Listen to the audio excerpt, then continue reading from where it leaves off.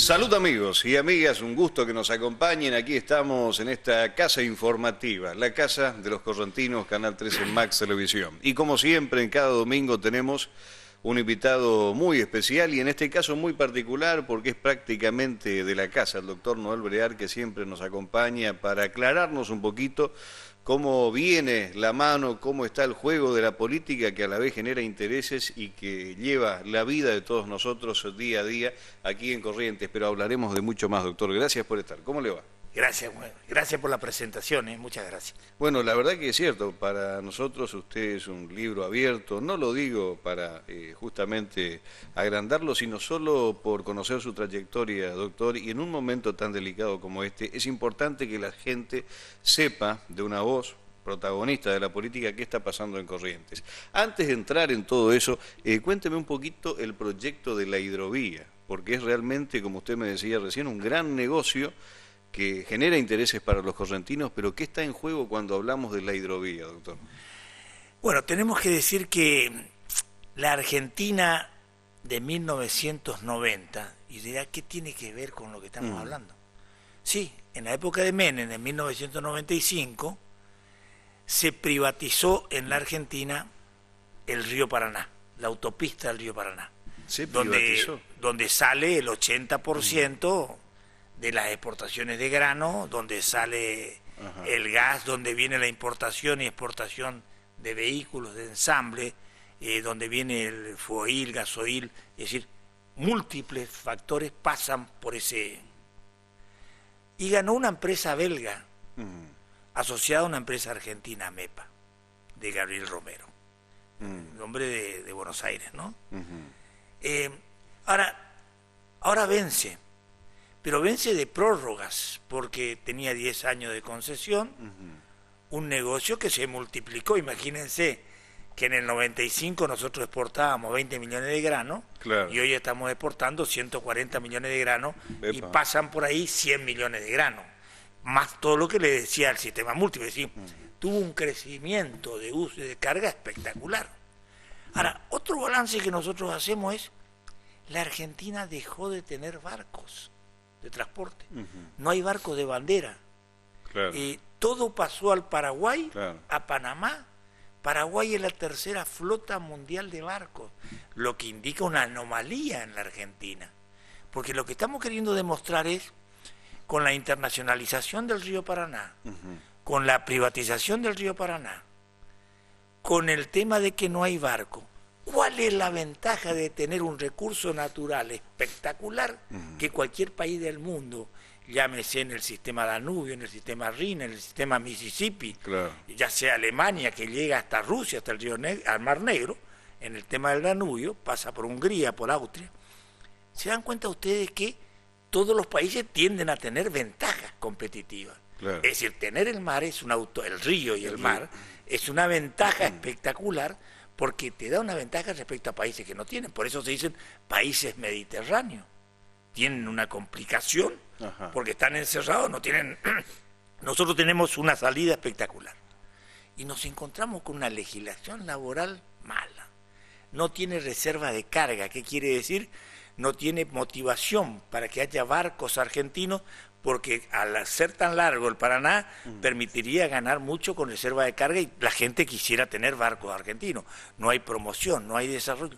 Bueno, hemos abandonado. Totalmente. Entonces nosotros lo que decimos es, llegó el vencimiento de los 25 años de esta concesión que se fue prorrogando. ¿Ahora ya venció o va a vencer? El 30 de abril. ¿Ahora?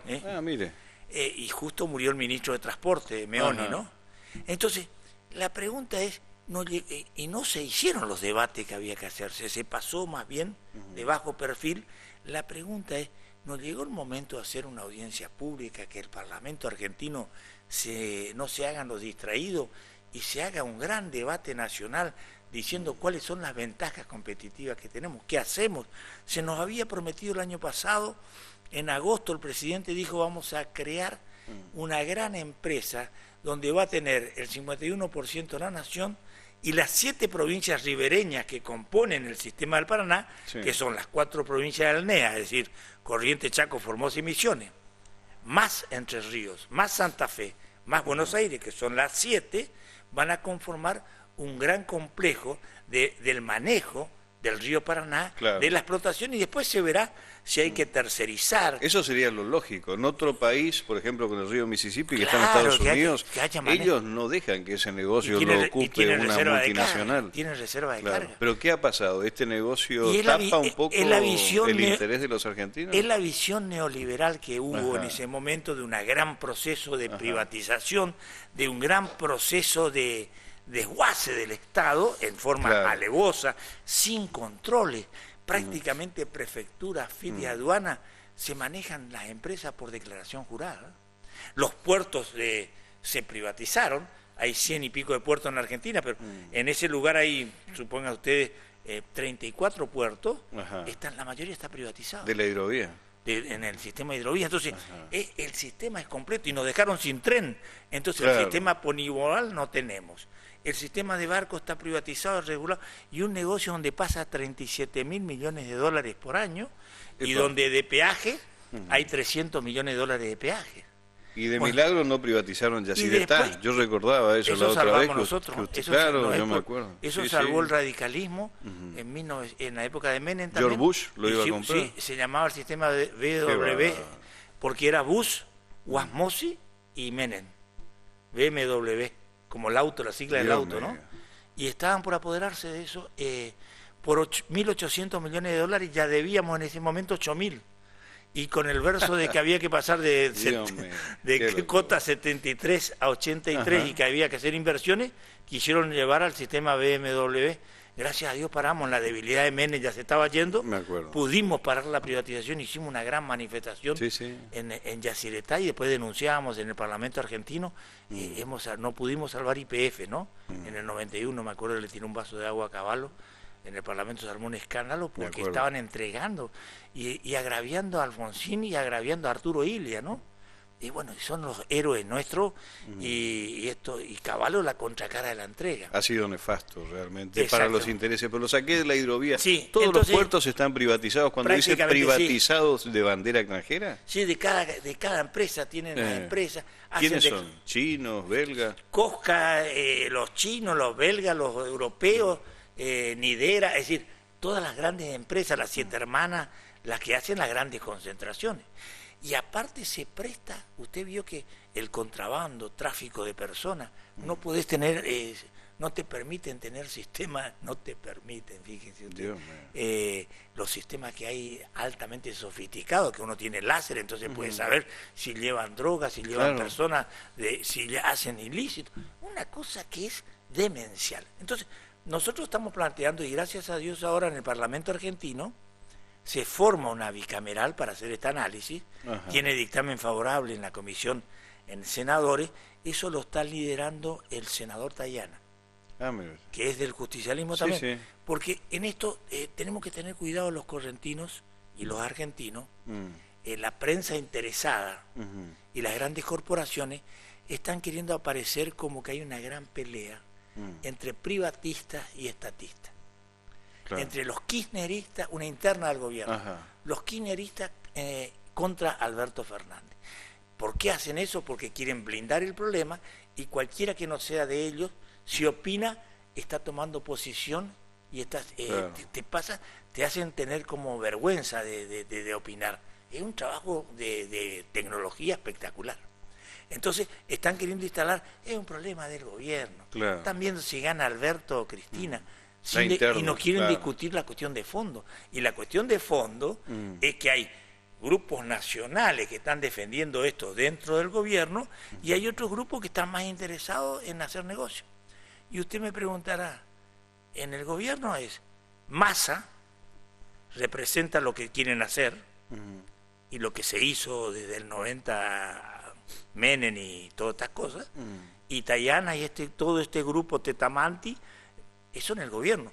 Y afuera del gobierno hay un montón de radicales y gente normal, sindicalistas, empresarios, que quieren tener una cosa normal, Claro. un negocio para los argentinos. Porque la pregunta no es privatismo y estatismo. La pregunta es tener el rol del Estado, control del Estado, la empresa esta nacional que decimos, y después definimos si creamos una empresa, si hacemos concesión, si hacemos una delegación porque esto es dragado, balizamiento y señalamiento, esto es lo que hay que hacer. Y después otra cosa fundamental que no se hizo nunca, es un estudio hidráulico, ambiental, socioeconómico. Se largó nomás la carrera, y usted está haciendo ahí, el dragado, que es una gran empresa arenera, que hace un canal espectacular, para que barcos que llevan carga, cuando más pie tengan, más grande es el sistema, es una empresa que saca arena. Claro. Entonces no se hizo estudio ambiental, no se vio los impactos en las 7 provincias. Cada provincia reivindica para sí, conforme a la Constitución Nacional, el artículo 124, los recursos naturales, y la Constitución Provincial, el certificado final de impacto ambiental tiene que dar cada provincia, aparte de la nación.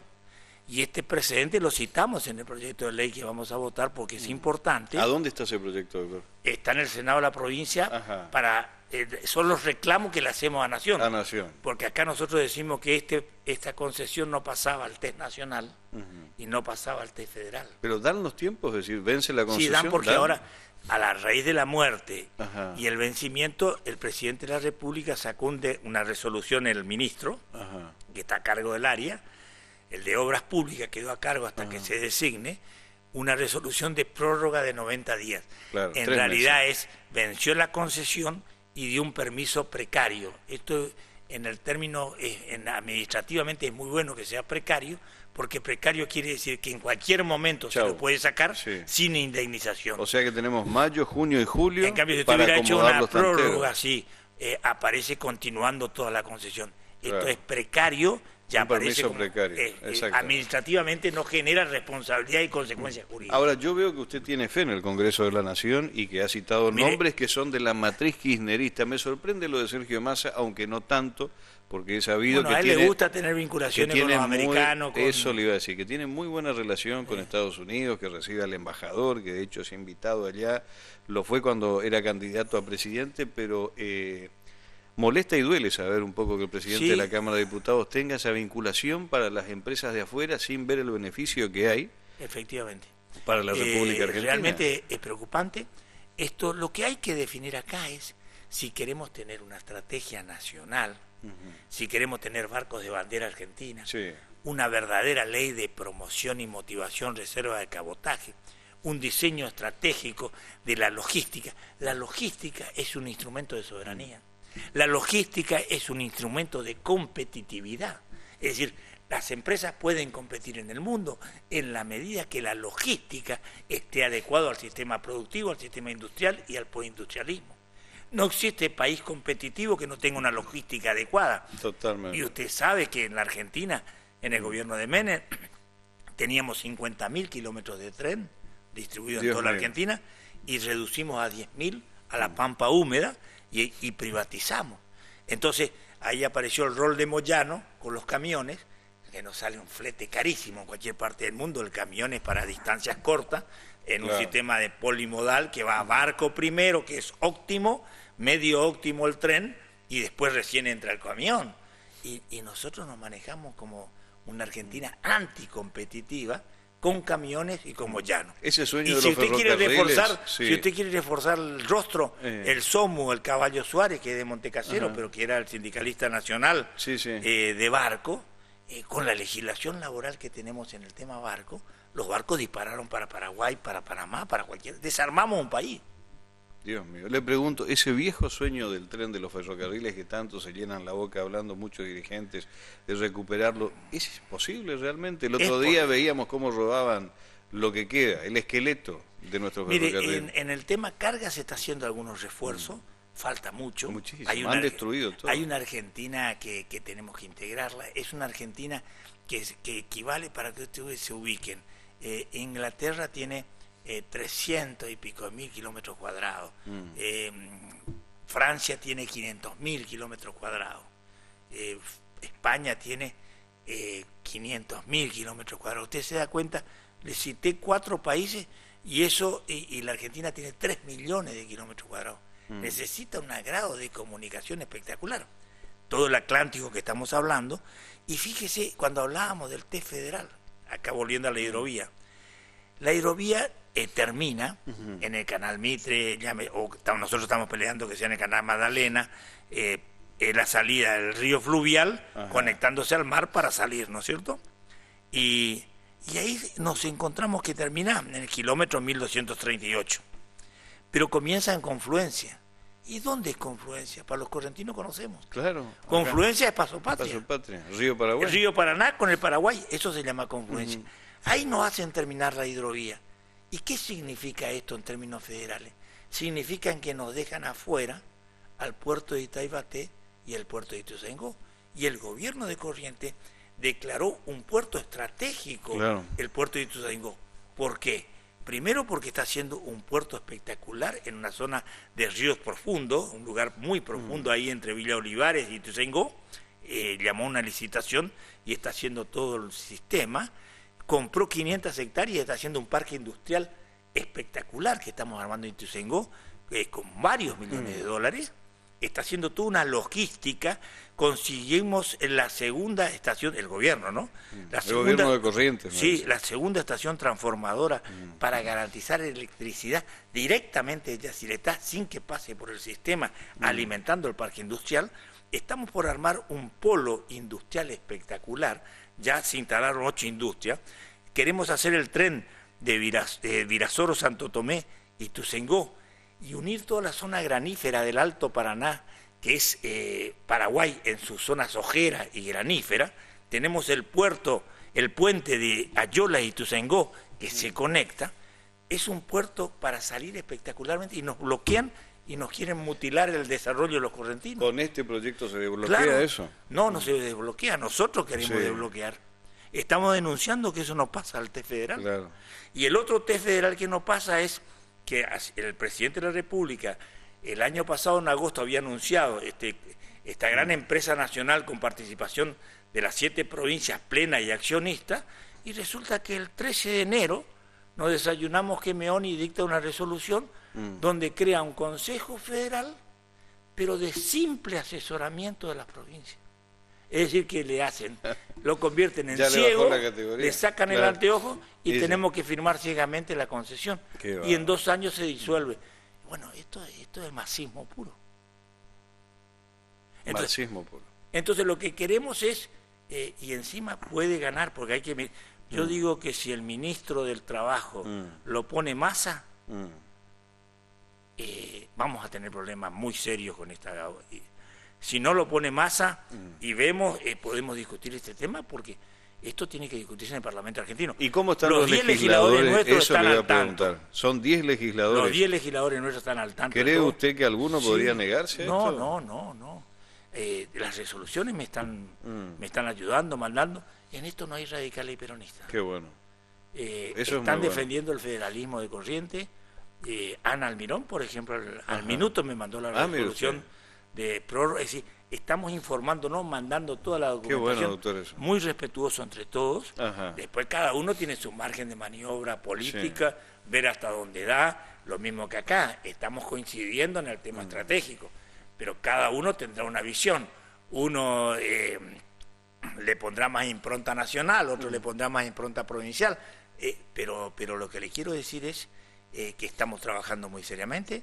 Esta semana vamos a tener una reunión con el gobernador, queremos charlar algunas cosas. El gobernador lo vi muy firme porque él participó de algunas reuniones. Ajá. Él confió que sea un Consejo Federal bien armado, que haya impacto ambiental.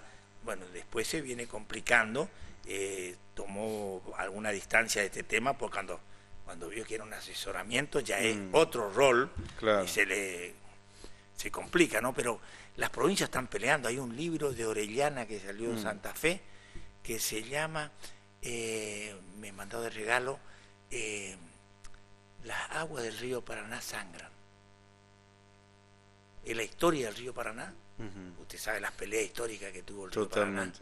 Paraná, la lucha de la libre navegación, Sí, sí. internacionalización, el río de cabotaje, las peleas que hubo, la pelea con el puerto de Buenos Aires que nunca fue saldada, toda una historia que el río Paraná es la historia argentina, ¿no? Ahora, si nos conecta al mundo, doctor, esta es la batalla de esta década, ¿no? Nos conecta al mundo eso y después nos tenemos que conectar hacia el Pacífico, es decir, todo un sistema integrado.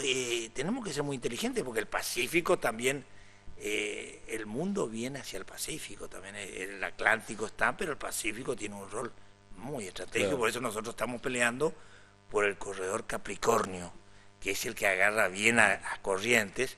El segundo puente tiene que ser un puente ferro-automotor, porque tenemos que integrar polimodalmente al sistema. Hay que cambiar algunas cosas. En la época de Macri en el estudio se hizo nada más que un puente que se excluía al ferroautomotor. Todo eso tenemos que ir cambiando, ¿no? Claro. ¿Y es posible, cree usted, con Alberto Fernández? No es fácil. No es fácil. Hay por ahí proyectos. Usted vio que Capitaní por ahí, mi hermano decía, los famosos dirigentes de Castillo en el aire, ¿eh? Sí. Decía, él por ahí habla así rápidamente. Claro. Se hizo poner un 700 millones de dólares de aval en el presupuesto nacional, y yo tengo que decirle a la gente que el puente tiene que pagar la nación, no Corrientes y Chaco, porque Chaco no Sí, tiene sí. capacidad de endeudarse en 700 millones ni de avalar. Hoy el Chaco está en default, debe 400 millones de dólares y no está pagando en Pero billete por- verde. Claro, sí, Corrientes sí, sí. debe 18 millones, digo para que se entienda. Para la Corrientes comparación. está entre las 5 provincias que menos debemos en dólares, lo que hace que no tengamos riesgo cambiario y lo que hace que seamos competitivos. Totalmente. Esto es un gran logro de las gestiones que tuvimos de ECO, del Frente de Todos. Esta es nuestra espada, nuestra sustentabilidad política, nuestro seguro Sí. político, ¿no? De Muy tener- bien. Doctor, nos abrió los ojos con respecto a la hidrovía y es un tema que vamos a seguir Tiene que pasar tocándolo. el test nacional, el test federal. Mm. Los radicales también hay algunos distraídos, ¿no? Digo porque si no sería muy duro hablar del... Y quiero hacerme una autocrítica. Sí. 25 Dígame. años de todo esto que pasó, Ajá. solo es posible porque el bipartidismo en la Argentina también a veces fracasó. Totalmente. Y no puede ser que tengamos política de Estado para los fracasos y no Es una tengamos locura. política de Estado para construir una Argentina distinta. Totalmente. Y este es el momento de definir si queremos ser una nación o simplemente un punto de mercado donde nos explotan. Y cuando ahora, ¿qué dirán los neoliberales? ¿Qué dirá Maine? ¿Qué dirán estos hiperliberales? ¿Qué dirán cuando le ven a Biden en Estados Unidos decir el neoliberalismo con la teoría del derrame nunca le llega a los pobres? Y tenemos pobres, en Estados Unidos tienen Sí. 18% de pobres, nosotros Claro. tenemos casi el 50-60% Totalmente. de pobres. El neoliberalismo es egoísta, sabe hacer plata, pero nos cuesta que le saquen de bolsillo, entonces para eso tiene que estar el Estado. Es decir, y dijo una frase que duele, ¿no? Dijo, el mercado sin Estado es mercado negro. Y denunció el neoliberalismo ahora en el Joe mensaje. Biden, claro. Sí, señor. Entonces, hace todo un cambio en el mundo, porque es un hombre que defiende la iniciativa privada, la libre empresa, el crecimiento, pero habla de una inteligente regulación, como hicieron los alemanes cuando se construyeron para defenderse de los ingleses.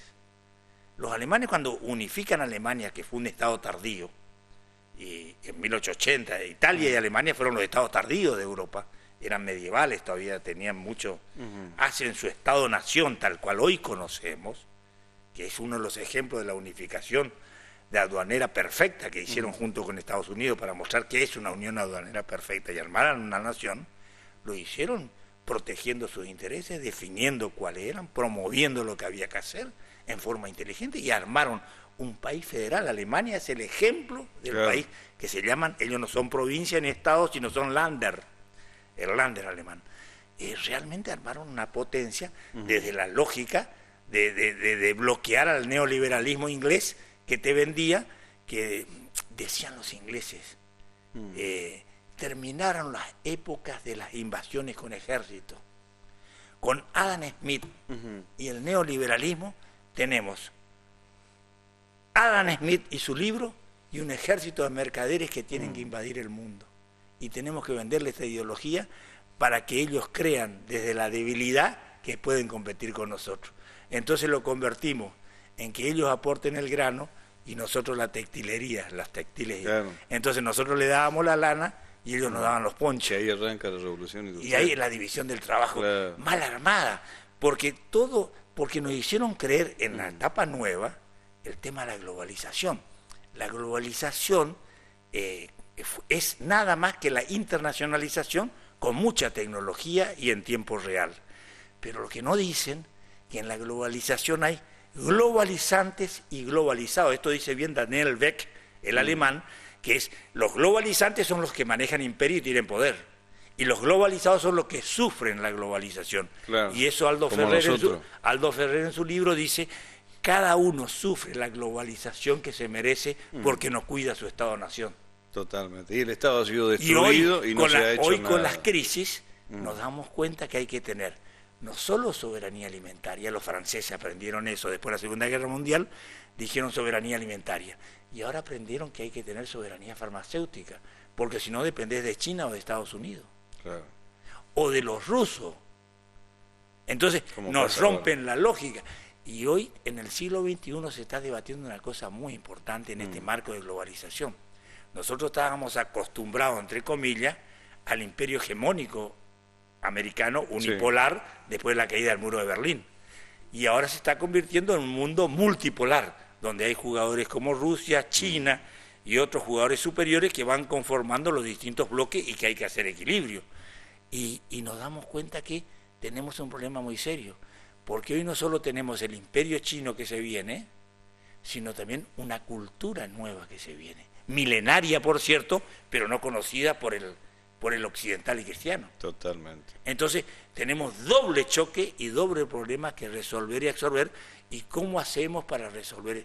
Algunos dicen que es tal el camino de interconectividad que hay en el mundo, y las empresas lograron hacer unas inversiones en el mundo espectacular, casi tan importantes como los PBI e inversiones que se hacen en los países, que no va a haber guerra porque todo el mundo va a cuidar esas inversiones. Fíjense ustedes una teoría, ¿no? Y otra teoría, la teoría realista, que es la que quiso hacer Trump, la teoría realista internacional, dice que se llama la mala fe inherente, porque yo creo que me va a atacar el otro, le ataco yo primero, y me encierro y me aíslo y compito y puedo ir a la guerra. Entonces algunos hablan que el siglo XXI puede ser como el periodo de transición del siglo XX entre la Primera Guerra Mundial y la Segunda Guerra Mundial, donde hubo recesión, desempleo, falla a los partidos políticos, crisis política, legitimidad democrática, y cuando nos dimos cuenta, una gran crisis del 30 económica que hizo una explosión en Wall Street, y después terminamos en una guerra mundial. Ahora, está la otra teoría, que no va a haber guerra mundial porque están los caminos de la seda, están las inversiones, todo cuidan, pero lo que quiero decir es que hay un dilema, y gracias a Dios se fue Trump, porque Trump sí era un peligro para la guerra mundial. Biden, que cree en la teoría de que es importante las democracias en el mundo, porque entre democracias no hay guerra, que es la teoría kantiana. Kant, en su libro En la paz perpetua, en 1890, escribe un libro que es espectacular. Sí. Sin conocer la globalización, termino la idea. Le cuento lo de Kant y va a entender. Kant dice, las democracias son tan importantes que nunca en la historia del mundo dos democracias fueron a la guerra enfrentadas. Siempre fueron democracias contra dictaduras, democracias contra socialismo, democracias contra otras ideologías de la muerte y la violencia, pero nunca dos democracias se enfrentaron. Porque si eso ocurriera, no son democracias, porque las democracias no van a la guerra.